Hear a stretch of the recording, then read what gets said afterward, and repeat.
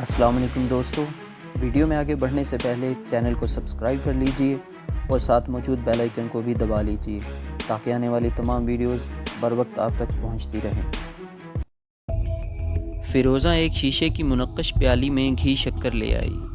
बेगम जी इतनी खुश थीं कि उन्होंने चम्मच अपने हाथ से मेरे मुंह में डालना चाहा, लेकिन फिर एकदम वो ठिठक गईं। उन्होंने प्याली मेरी तरफ बढ़ाते हुए कहा, लो मुंह मीठा कर लो।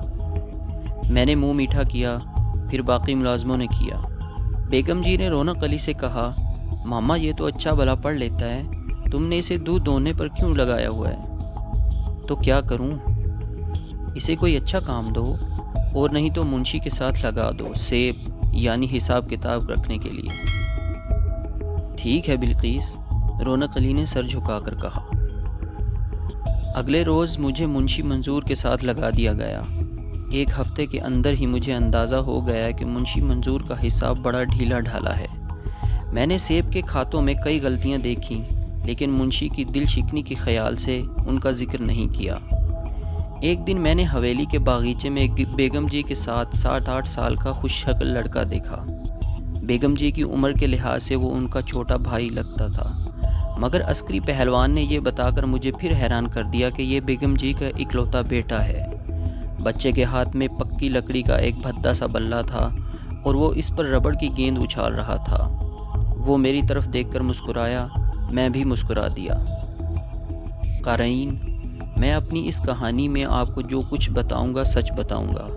अपने दिल की हर वारदात से आपको पूरी तरह आगाह करूंगा। मुमकिन है कि मेरी बातें कुछ अजीब लगें, कुछ बेढंगी महसूस हों और कुछ में आपको शदीद जज्बातीपन नज़र आए, लेकिन जो कुछ भी होगा बिल्कुल सच। अब इस सच को आप क्या नाम देते हैं, ये आपकी स्वाबदीद पर है। मैंने कहीं सुना था कि जवान औरत और मर्द के दरमियान अनदेखा मकनातीस होता है।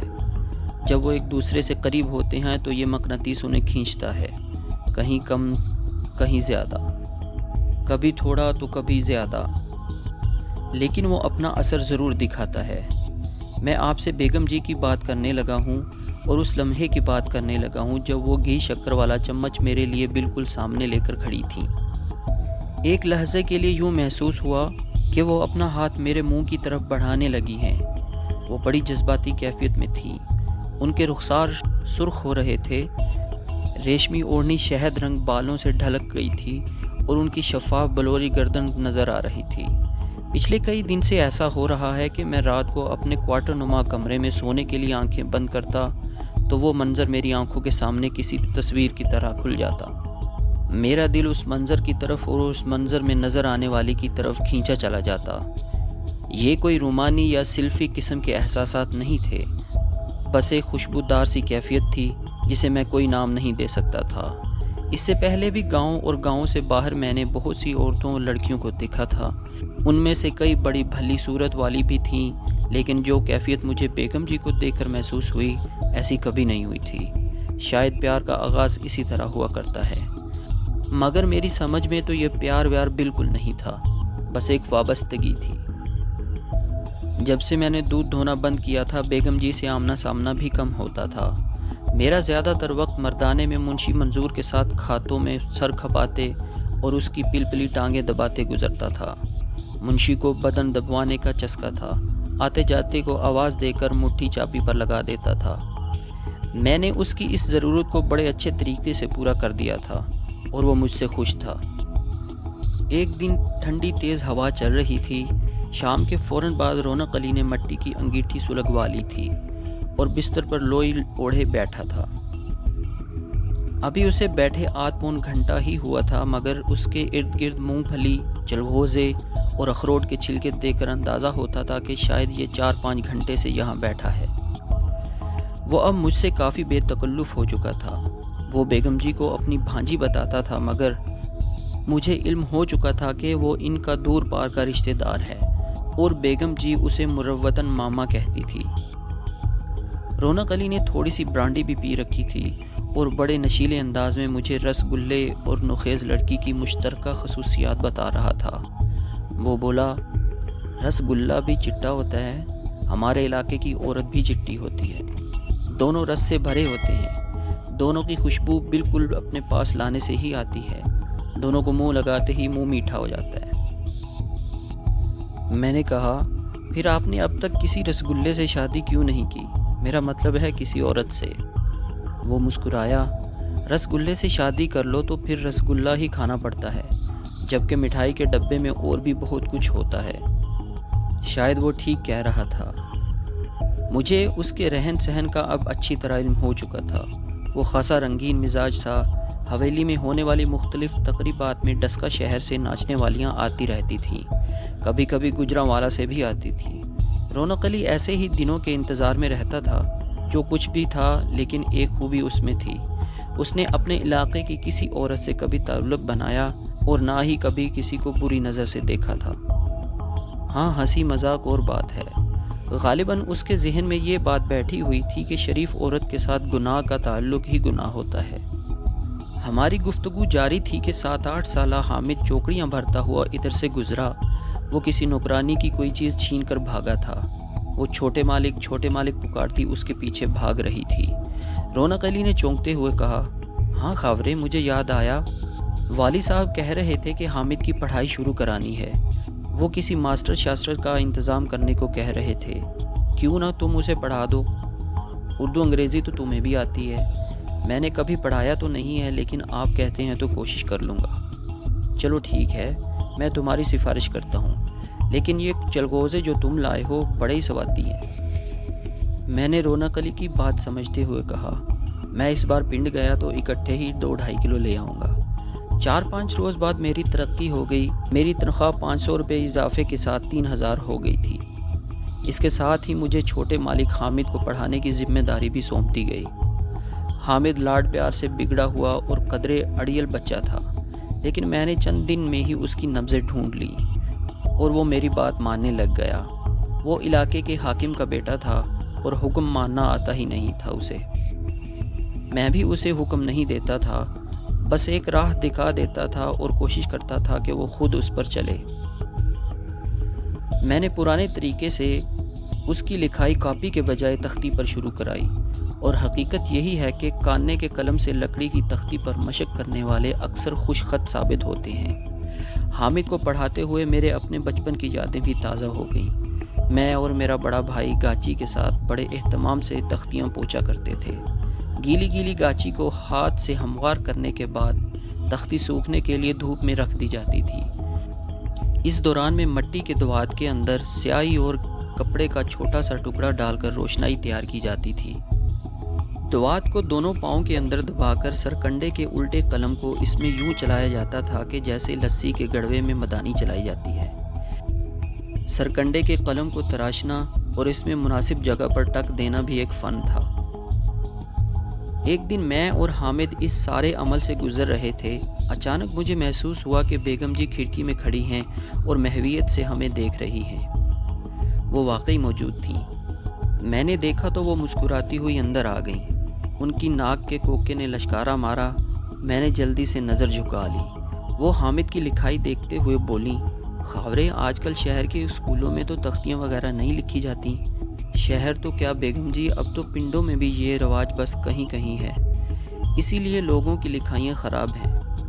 ابھی تو یہ حامدی بھی کیڑے مکوڑے ہی ڈال رہا ہے، 2-4 دن میں بالکل ٹھیک ہو جائے گا۔ تم بھی لکھ کر دیکھو امی، بڑا مزہ آئے گا۔ حامد نے تختی ماں کی طرف بڑھائی۔ حامد، تم نہیں کہتے، آپ کہتے ہیں، میں نے اسے سمجھایا۔ اس نے سنی انسنی کر دی۔ بیگم جی نے مسکراتے ہوئے تختی پکڑی اور ہمارے قریب ہی موڑھے پر بیٹھ گئیں۔ میں نے روشنائی سے لتھڑا ہوا قلم اپنے رومال سے صاف کیا اور بیگم جی کی طرف بڑھا دیا۔ مجھے معلوم تھا کہ وہ پڑھی لکھی نہیں ہیں، اور انہوں نے بھی اس بات کو چھپانے کی کوشش نہیں کی۔ انہوں نے بالکل چھوٹے بچے کی طرح الف بے پے لکھنے کی کوشش کی۔ جیم پر آ کر وہ اٹک گئیں۔ ان سے جیم کا دائرہ نہیں بن پا رہا تھا۔ کبھی وہ بڑی یہ کی طرح لمبا ہو جاتا تھا، کبھی میم کی طرح نیچے چلا جاتا تھا۔ حامد ہنسنے لگا، وہ بھی ہنسنے لگیں۔ ان لمحوں میں وہ راجوال کی بیگم جی کے بجائے عام سی لڑکی نظر آ رہی تھیں۔ میں نے پہلے انہیں خود لکھ کر دکھایا، پھر انہوں نے لکھا، مگر اس بار بھی ٹھیک نہیں لکھا گیا۔ میں حامد کا ہاتھ پکڑ کر اسے لکھنا سکھاتا تھا۔ اسی طرح بیگم جی کا ہاتھ پکڑ کر میں نے جیم کا دائرہ بنایا، پھر چے کا، پھر ہے۔ اچانک میرے جسم میں 1000 پاور کی برقی رو دوڑ گئی۔ میرا ذہن بیگم جی کے لمس کی طرف منتقل ہو گیا۔ میں نے جلدی سے ہاتھ پیچھے کھینچ لیا۔ خبر نہیں کہ انہوں نے میرے اس عمل کو محسوس کیا یا نہیں۔ انہوں نے 2-3 لفظ اور لکھے، پھر قلم دوات حامد کی طرف بڑھا دی۔ ان کی انگلیوں پر روشنائی لگ گئی تھی۔ وہ ہاتھ صاف کرنے کے لیے دائیں بائیں دیکھ رہی تھیں۔ میں نے اپنا رومال ان کی طرف بڑھا دیا۔ اسی دوران آہٹ ہوئی اور دروازے پر والی صاحب نمودار ہو گئے۔ پتہ نہیں کیوں میرا دل یک بار کی شدت سے دھڑک رہا تھا۔ والی صاحب نے کمرے کا جائزہ لیا، پھر مسکراتے ہوئے بولے، یہاں کیا چل رہا ہے بھائی؟ میں اپنی جگہ پر کھڑا ہو گیا۔ والی صاحب نے ہاتھ کے اشارے سے مجھے پھر سے بیٹھنے کا اشارہ کیا۔ میں جھجکتے ہوئے بیٹھ گیا۔ بیگم جی نے ہنستے ہوئے کہا، میں نے بھی کچی جماعت میں داخلہ لے لیا ہے۔ والی صاحب بے تکلف انداز میں بولے، پھر تو بھائی مجھے بھی 4 لفظ پڑھنے پڑیں گے۔ آج تم کچی میں ہو، کل پکی میں ہو جاؤ گی۔ اتنی پڑھاکو زنانی کا خاوند چٹا ان پڑھ ہو، یہ تو ٹھیک نہیں ہے نا۔ وہ دونوں ہنسنے لگے۔ ہنستے ہنستے والی صاحب کو اچانک کھانسی ہونے لگی، پھر یہ کھانسی بڑھتی گئی۔ وہ سرخ چہرے کے ساتھ موڑے پر بیٹھ گئے۔ بیگم جی لپک کر باہر گئیں اور شیشے کے گلاس میں پانی لے آئیں۔ 2 گھونٹ پانی پی کر والی صاحب کی سانس بحال ہو گئی۔ انہوں نے سردیوں کے ساتھ ہی شروع ہو جانے والی کھانسی کا شکوہ کیا۔ میں کچھ دیر جھجکتا رہا، پھر مؤدب لہجے میں کہا، والی صاحب کسی ڈاکٹر کو دکھایا ہے؟ وہ بولے، ڈاکٹروں کو گولی مارو، ان کی دوائیں تو بندے کو اندر سے ساڑ ہی دیتی ہیں۔ ہمارا اپنا حکیم ہے یہاں، وہ اچھی دوا دیتا ہے، پر اس بار پتہ نہیں کیوں اس کی دوا بھی کام نہیں کر رہی۔ بیگم جی بولیں، آپ سے کہا بھی تھا کہ نکووال سے مولوی بشارت کو بلا لیں، وہ بھی اچھی دوا دیتا ہے۔ میں نے کہا، والی جی ہمارے پنڈ کے پاس ایک سنیاسی کا ڈیرا ہے، بابا عیسیٰ کہتے ہیں اسے، بڑی تھوڑی سی دوا دیتا ہے پر بیماری کو جڑ سے نکال دیتا ہے۔ اگر آپ کا حکم ہو تو میں آپ کی طبیعت بتا کر وہاں سے دوا لے آؤں۔ تھوڑی سی پس و پیش کے بعد والی صاحب نے رضامندی ظاہر کر دی۔ وہ شاید 2 منٹ کے لیے کمرے میں آئے تھے، مگر جب بیماریوں اور ان کے علاج کا ذکر شروع ہوا تو وہ آدھ پون گھنٹے تک وہاں موجود رہے۔ روایتی وڈیروں اور ذمہ داروں کی نسبت وہ مختلف مزاج کے مالک تھے۔ غالباً عمر گزرنے کے ساتھ ساتھ ایک خاص قسم کا دھیما پن بھی ان کے اندر آ گیا تھا۔ اگلے روز صبح سویرے میں گھوڑی پر زین ڈال کر نکل آیا۔ دوپہر کو ماں کے ہاتھ کی پکی ہوئی روٹی آلو پالک کے ساتھ کھائی، باداموں والے گڑ کے چاول کھائے، اوپر سے چاٹی کی مزیدار لسی نمک اور کالی مرچ ڈال کر پی۔ اس کے بعد عارفہ کے ساتھ تھوڑی سی دھینگا مشتی کرنے کے بعد واپس جانے کے لیے تیار ہو گیا۔ بیبے جی نے سینے پر ہاتھ رکھا، کوڑی پر اتنا لمبا پینڈا کر کے آیا ہے اور پھر ابھی واپس بھی جا رہا ہے، میں نہیں جانے دوں گی، آج کی رات آرام کر۔ کیا کروں بیبے جی، نوکری ہی ایسی ہے، اور آپ کو پتہ تو ہے کہ نوکری کیا اور نخرہ کیا۔ نہیں، ہمیں نہیں چاہیے ایسی نادر شاہی نوکری۔ بیبے جی روحانسی ہو گئیں۔ انہیں بمشکل منا کر میں واپس روانہ ہو گیا۔ جن دنوں جسم میں ترنگ ہوتی ہے اور جوان خون اچھالے مارتا ہے تو کاہلی پاس بھی نہیں بھٹکتی۔ اگر مجھے ضرورت محسوس ہوتی تو میں ایک ہی بار میں راجوال اور اپنے پنڈ کے درمیان 3 پھیرے لگا سکتا تھا۔ میں نے سب سے پہلے چاچے عیسیٰ کو ڈھونڈا۔ وہ اپنے ٹھکانے پر کم ہی بیٹھتا تھا، بس بیلے میں اور ویران رکھوں میں گھومتا رہتا تھا۔ اس کی نگاہ بھی اب اتنی تیز نہیں رہی تھی۔ میں نے اس سے چند پوڑیاں دوائی کی لیں، نذرانے میں اسے 10 روپے دیے۔ اس کے بعد رونق علی کے لیے پورے 2.5 سیر چلغوزے قصبے کے بازار سے خریدے۔ حامد کے لیے ربڑ کی ایک رنگ دار گیند لی اور سخت ٹھنڈ میں گھوڑی دوڑاتا ہوا قریباً 3 گھنٹے میں واپس جاگیر پہنچ گیا۔ دوائی والی صاحب تک پہنچ گئی۔ مجھے شدت سے دوائی کے نتیجے کا انتظار تھا۔ تیسرے روز جب میں اخلاقاً منشی منظور کی ٹانگیں دبانے میں مصروف تھا، فیروزہ نے آ کر بتایا کہ والی صاحب نے بلایا ہے۔ میں دھڑکتے دل کے ساتھ مردانے کی بیٹھک میں پہنچا۔ والی صاحب کندھوں پر گرم شال ڈالے رنگ دار کرسی پر بیٹھے تھے۔ ان کا چہیتا دیو ہیکل کتا ہیرا کرسی کے ساتھ لگا بیٹھا تھا۔ اس کے نکیلے دانت اور سرخ لمبی زبان دیکھنے والے کے دل میں ہیبت پیدا کرتے تھے۔ میں نے دھیمے لہجے میں کہا، جل تو جلال تو، آئی بلا کو ٹال تو۔ مجھے پتہ تھا کہ یہ بظاہر دھیمے نظر آنے کے باوجود والی صاحب کبھی کبھی سخت طیش میں بھی آ جاتے ہیں۔ دوستو، آج تک کے لیے اتنا ہی، ملتے ہیں اگلی قسط میں، تب تک کے لیے اپنا خیال رکھیے، اللہ حافظ۔